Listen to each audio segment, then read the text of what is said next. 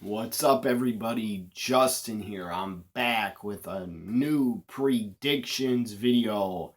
Impact Wrestling Slammiversary 2019 Slammiversary 17 predictions. I just want to start off by saying we got a lot of wrestling coming up for me personally. A lot of predictions, a lot of reviews.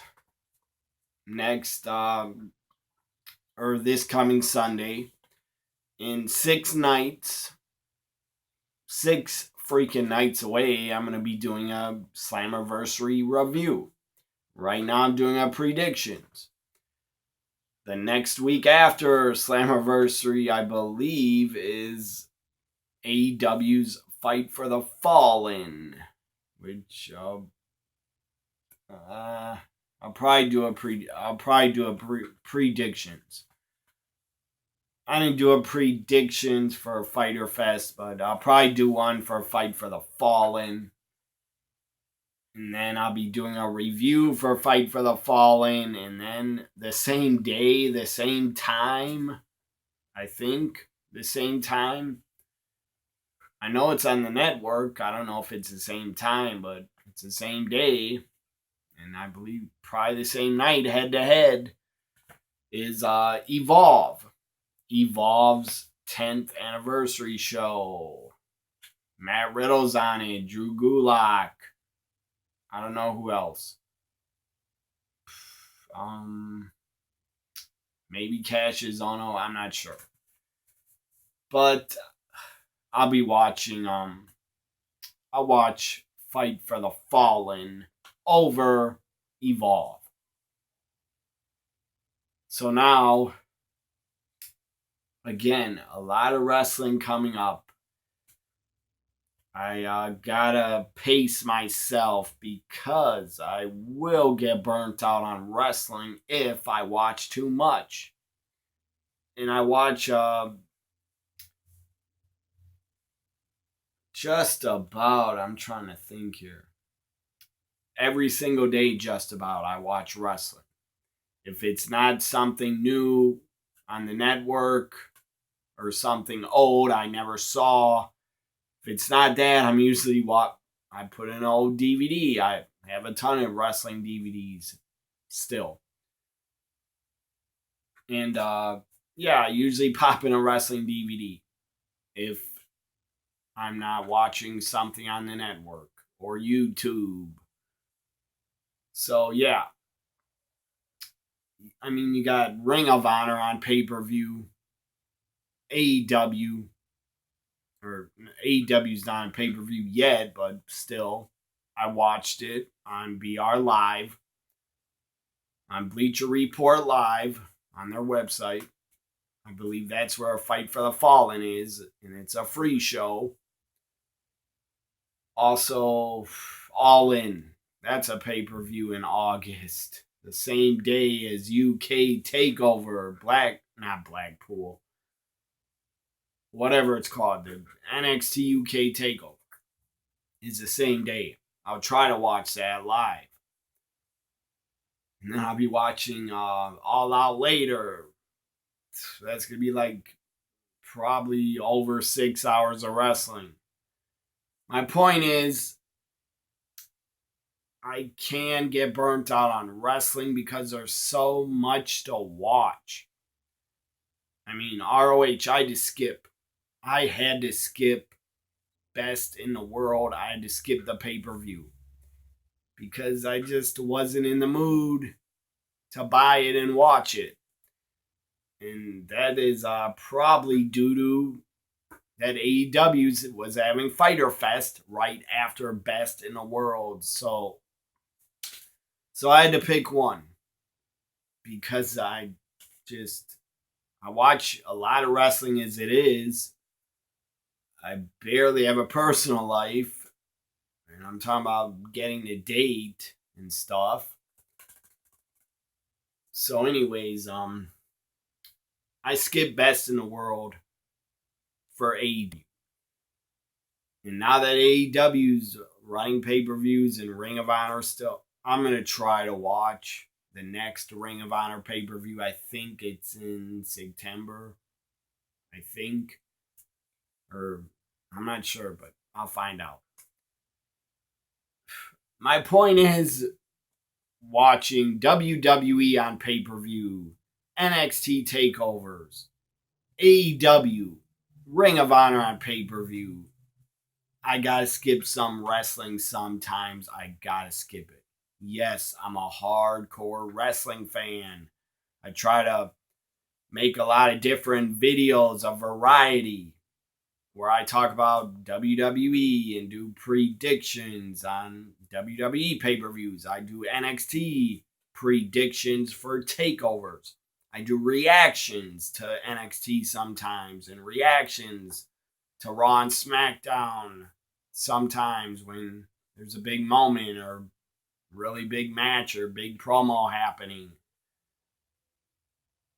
And I do review every WWE and every NXT show. And I did skip Best in the World 2019, but like 3 to 4 years before, or the last 3 years, maybe 4, I saw every ROH pay-per-view and I supported every ROH pay-per-view in the past. So my point is I'm going to skip some shows on pay-per-view. And sadly, it's probably going to be ROH. And it might, Impact. They don't run many pay-per-views. After Slammiversary is Bound for Glory, and that's not till October. So I'm not going to skip that.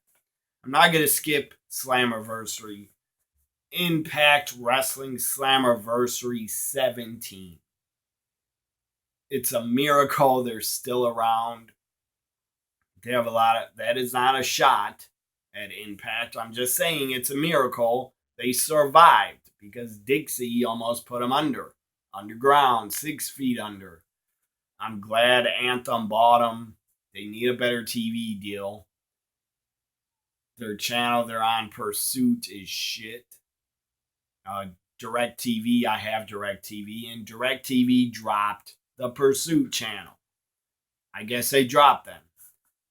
They were in HD, but they dropped the whole damn channel. I don't know why. I don't really care. Because I wasn't going to pay for a Pursuit channel anyways. So, yeah, Impact needs a better TV deal. Badly. I hope they get one in 2020.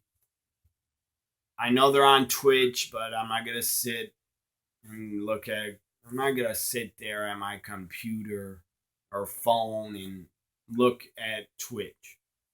I did once or twice. I watched Impact on Twitch, and they kept cutting off the matches for advertisements. I didn't like that. So I just don't like watching on Twitch. If they get on a better cable channel, I'll watch every week. So Impact Wrestling Slammiversary 2019, again, it's a miracle they're still around, and I'm very happy they're still around for all the wrestlers that are still there and making a living in Impact. A lot of the Impact talent, some of them get to work other places. So up first, I'm going to predict the X Division Championship, Rich Swann against Rich Swann defending against Johnny Impact. It should be really good. I actually forgot Rich Swann was X Division champ because I haven't watched Impact on Twitch or Impact TV in I don't know, probably 5 months or 4 months. But I do check it out on YouTube. I watch all the highlights of what I want to see. I've been following the Knockouts. Rosemary, Taya Valkyrie, Jessica Havoc, Su Yung have all been feuding. They've been teaming up, going against each other. They have a Monsters Ball match at Slammiversary. I do follow what the Knockouts do. I follow what Tessa Blanchard does on Impact's YouTube. And I follow what RVD has been doing. And I don't know what else. But anyways, Rich Swann, the X Division champion, defending against Johnny Impact. I believe and think and predict Johnny Impact wins, will be your new X Division champion. Up next, let's go with Moose up against Rob Van Dam, RVD, back on pay-per-view with Impact Wrestling. Mr. Pay-per-view, Mr. Monday. Well, he's not on Monday nights anymore, but he used to be Mr. Monday Night. Mr. Pay-per-view, the whole effing show, Rob Van Dam. I don't care if the guy's like 45 years old or older. I'm still a fan of him, and he is still competing at a high level. So RVD against Moose. My prediction, Rob Van Dam defeats Moose. Up next, let's go with Impact Tag Team titles on the line. LAX with Conan, the defending champions. Santana and Ortiz. LAX with Conan defending the tag titles against the Rascals. Now, I believe LAX is leaving. I heard LAX is going to leave Impact. I believe they have interest.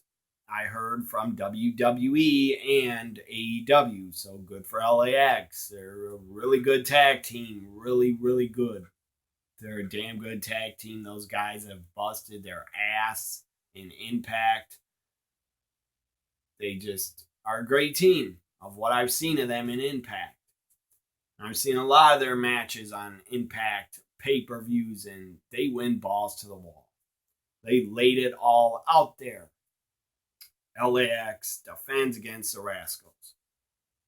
I know one of the Rascals is Desmond Xavier. The other guy, I don't know their names, and I don't care. But the Rascals, I believe, will win the Impact Tag Team titles. Your new champions, the Rascals, because I believe LAX is done with Impact. I believe they're leaving after Slammiversary, I think. Unless somehow Anthem or Impact offers them a great deal to stay. You probably shouldn't have brought in Michael Elgin. You probably should have re-signed LAX to a good deal instead of bringing in Michael Elgin. I'm not a fan of Michael Elgin. That's what I think of him. The guy, I don't care if he's hated and a good heel. I don't think he's a good heel anyways, because the guy can't talk and cut promos. Is the guy a good wrestler? Yes. Is he a hard-hitting, tough guy? Probably yes. But I don't care about Michael Elgin. I don't care enough to ever get behind the guy. I actually hope he gets his ass kicked. So up next, Sami Callihan, intergender matchup. I just want to say, I'm not a fan of intergender wrestling. I'm not a fan of it. Singles, one-on-one match, I'm not a fan of intergender wrestling. If it was mixed tag, I'm a fan of that, but not intergender. I think it's stupid and I don't care about it. And I'm sorry, not sorry. I just don't like a male wrestler beating up on a woman. I get it. It's a work. And they're not really hurting each other. It's not real life. It's not domestic violence. I get that. But I just still don't like intergender wrestling. I don't like seeing it. I just don't. And I know Scarlett Bordeaux had an intergender match on the last Impact pay-per-view. And I thought Scarlett did very well, but I didn't care for the match of her wrestling guys. She should stop that, but it's her career. She can do what she wants.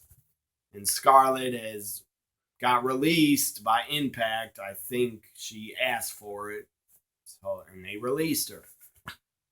Sadly, I think her boyfriend, Killer Cross, he can't get released. He asked for it, but they won't release him. I think because he has like a 2-year contract or something. I don't know, but sadly, I heard Killer Cross wanted to be released because the guy, I guess what he's making from Impact wasn't enough money, so the guy had to work other jobs outside of wrestling to support someone in his family. I don't know if someone in his family is disabled or what, but he had to work other jobs plus be in Impact, so I believe he wanted to leave so he could get a better deal for himself or work a whole bunch of indies and make more money than with Impact. But they're not releasing Killer Cross. He's still here. And he's on Slammiversary. Intergender match. Sammy, scumbag, piece of dog shit that I don't give a rat's ass about. Callahan. I think he's scum. He's a trash, garbage wrestler and garbage person. When the guy was with MLW, I believe he damaged something in the arena, and they had to fire him because he wouldn't have paid for it or something. I don't know, but he damaged something backstage, and they released him. MLW released his ass. They fired him. Good. I'm glad you fired him, MLW and Court Bauer. Good job firing this scumbag, Sammy Callahan. I don't know how long he's going to stay in Impact. I wish you'd go the fuck away and lose a loser leaves Impact match, but I don't think he is going to go away. So I do want to say the build-up and what I saw on the Impact Wrestling YouTube channel, the highlights of the show between Sammy and Tessa, I did not like what I saw. Because you had Sammy Callahan. I get it. Impact is... I don't understand why they did it, but I guess I understand on their side. If I was in their heads, I guess they did it to be shocking.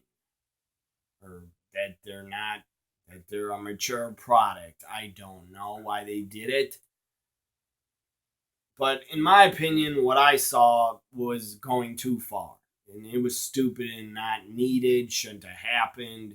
Yet Sammy Callahan punch, he said to Tessa, she came up in his face, and he goes, "You want to be treated like a man, I'll treat you like a man." And then he axe kicked her, or bro kicked her right in the face. I didn't like that. But I wasn't that upset about that. What was going too far, in my opinion, stupid Sammy Callahan picked up his baseball bat and hit Tessa with it. Not for real, but he hit her in the gut. And I did not like that. I think that's going too far. I don't care if it's a wrestling show. I don't care if it's fantasy, not real life. I thought it was going too far. You don't. And I don't care if Tessa and Sammy and Impact management and the bookers and the head writer came up with it and all agreed. I don't care. I'm talking about me as a fan, how I felt. I did not like it. I thought it went too far. If I ran a company, I'd be edgy. I'd be mature. I wouldn't run a PG company, but I would never allow a male wrestler to hit a female with a baseball bat. That's stupid. That's going too far. This isn't 20 years ago. You can't do that crap anymore. Maybe Impact did it because they're on Twitch and they don't care anymore. I don't know. Or they think they don't have a big TV company network behind them to complain, so they thought they can do whatever they want to be shocking. It wasn't shocking. It was stupid and it was uncalled for to have Tessa get hit with a baseball bat. It was too far and stupid. I didn't like it. So the match, intergender, Tessa wins. I hope to God she wins and beats the fuck out of him. And I'll tell you what is not too far, and what I'm not against is Tessa beating Sammy with a baseball bat. That I'm for. And you could say, why am I not for men? Why am I not for Sammy doing that to Tessa? Because I'm not. And I would not like that, and it'd get me angry, and I feel uncomfortable. But I am for Sammy getting beaten with a bat because the guy's a fucking idiot. If I saw the guy and he came in my face, I'd spit in his face or punch him in the face. So, F you, Sami Callihan. Tessa Blanchard wins is my prediction. Up next, we have a first blood matchup. First blood, Eddie Edwards against Killer Kross. This should be a really good match. Both guys are really good workers. Killer Kross is a monster. That guy looks actually scary, like he could kill you. But I'm sure he's a nice guy in real life. I don't think Scarlett would be with him. I think they're dating. I don't think she'd be with him if the guy was not a good guy. First blood, Eddie Edwards, Killer Kross. I'm predicting Killer Kross wins. All I know about their feud in the build-up is I saw Sami Callihan attack Killer Kross in like a hallway. I don't know where the hell they were, in a hospital or something. Looked like a hospital, or mental hospital or something. But Killer Kross wins a first blood match. Who knows, maybe Eddie will bust him open first and the ref won't see it or something, and the ref will be knocked down. I don't know. Up next, let's go with the knockouts. 4-way Monsters Ball for the knockouts title. Taya Valkyrie, the champion, defending against Rosemary, against Su Yung, and against the returning Jessica Havoc. She was in Impact once as Havoc. I liked her gimmick. She looks like a badass. She looks scary as hell. Like she could kick any guy's ass. So Jessica Havoc, Su Yung have been teaming up together. I don't know if they'll work together. I doubt it. Because it's every woman for themselves. Not fatal four-way, but 4-way Monsters Ball match. Anything goes. Weapons can be used. I predict, I'll probably be dead wrong, but I'm going to say Taya Valkyrie wins and retains the Knockouts title. I really love Taya Valkyrie. I also love Rosemary. And Su Yung is very good at playing her gimmick. The dead bride gimmick. Or whatever she is. A dead zombie bride. She's very good at that. In real life, without the paint, I have seen Su Yung in Shimmer before. She's a very beautiful, attractive woman without the makeup. So anyways, I'm a big fan of Rosemary and Taya Valkyrie are two of my favorite knockouts along with Tessa Blanchard. So I predict Taya Valkyrie wins and retains in the, I believe, first ever Knockouts Monsters Ball title match. Now to the main event. Brian Cage defends, and the guy has been out for like 2 to 3 months. I don't think he's wrestled in 2 or 3 months. Been out with a bad back injury. Now, some fans have accused or said on social media that the guy is injured because he did too many roids. Just stop that. Who cares if he did roids? I don't care. But don't be wishing the guy bad health and saying this is what you had coming to you because you're on roids. Just stop that. That's disrespectful and just, that's not cool. So at least Brian Cage can work. He's not like Lex Luger, who couldn't do a damn thing good, really. He had to be carried by Flair and Sting all the time to have a good match.